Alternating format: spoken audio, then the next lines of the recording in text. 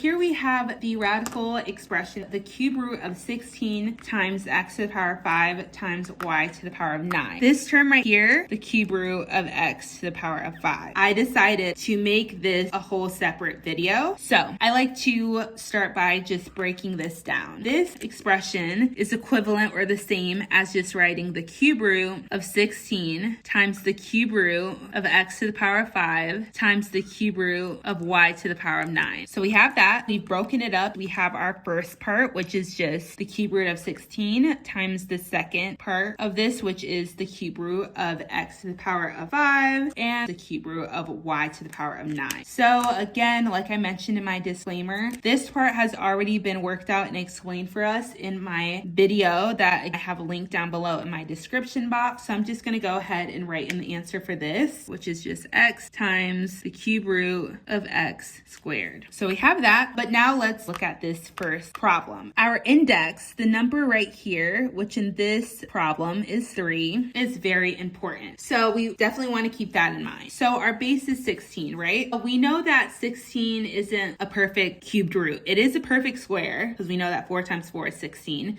but it is not a perfect cube. So what we want to do is we want to go and review the factors of 16. So we're not going to include 1 times 16, but we can look at 4 times 4. Another factor we can do is 8 times 2. That is all. So we have our factors of our base, 16. So 4 times 4 gives us 16, as well as 8 times 2. And then we don't need to include the 1 times 16 because, like I said, that's not really going to be helpful in this particular situation. So we have our factors. Now we want to figure out how can we implement this cubed, this 3, in our factors. So looking at our factor sets, we have 4 times 4 and 8 times 2. Basically, which number in these factor sets can we raise a number to 3? So for 4, can we raise any number to 3 in order to get 4? No, we cannot. So we are going to cross that out. Now this, can we raise any number over here to 3? Between this 8 and this 2, is there any number right here that we can raise to 3 that would give us the same number? So looking at 2, nothing raised to 3 gives us 2. But if we look at 8, what number raised to 3 gives us 8?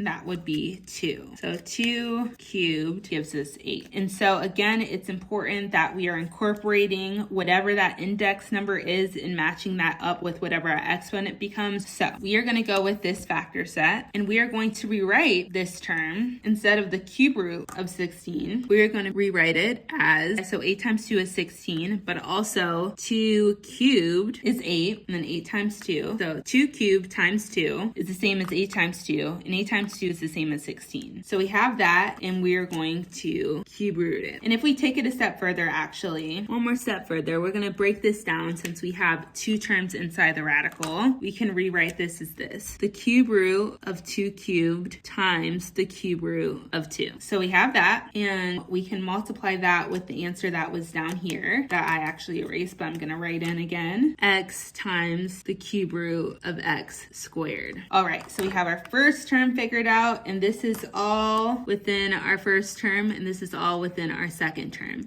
Now we have to look at this third component. So we have the cube root of y to the power of 9. How can we incorporate a 3? What times 3 gives us 9?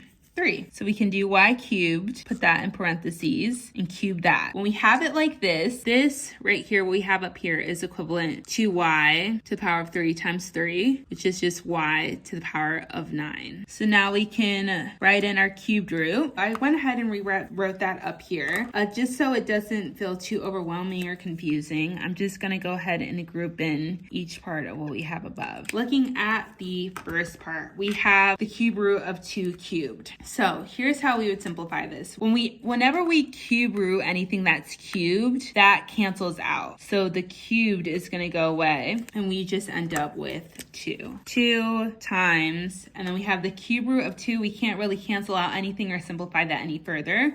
So we would leave that as is, the cube root of 2. And then we're multiplying that by what we have here. And this is all already simplified because, again, I explained this one specifically in a separate video. So we're just going to write in the answer. But then for this last portion, we have something similar. We have the cube root of a y cubed cubed. So this cubed cancels out with this cube, and we're just left with y cubed. All right, so again, I'm gonna go ahead and group these. This is what we're dealing with, our first, second, and last term. Now for our final answer, we need to decide all the terms that are going inside the radical and all the terms that are going outside the radical. So we're gonna start with everything that's gonna go outside the radical. With the first portion, we have 2, that's outside the radical, okay? So we can check that off. And then what's outside of the radical in the second portion? We have our x is outside the radical. So I'll check that off and I'll write that down here, 2x. And then we have our y cubed over here that's also outside of the radical. So I'll include that, y cubed. And then we're gonna go and write everything that goes inside of that cubed root. So we have 2, the cube root of 2, times the cube root of x squared. So we can check that off. Now that we have all the terms, this is our final answer. I hope this helped, and I look forward to seeing you in the next video. Thanks for watching. Bye. Wait, before you leave, go ahead and check out these lessons up above. You can watch this lesson, or you can watch that one, or you can watch both. Oh, and while you're at it, please do me a huge favor and subscribe to my YouTube channel. You can do so by clicking out of this video and hitting the subscribe button. Thank you so much. Bye.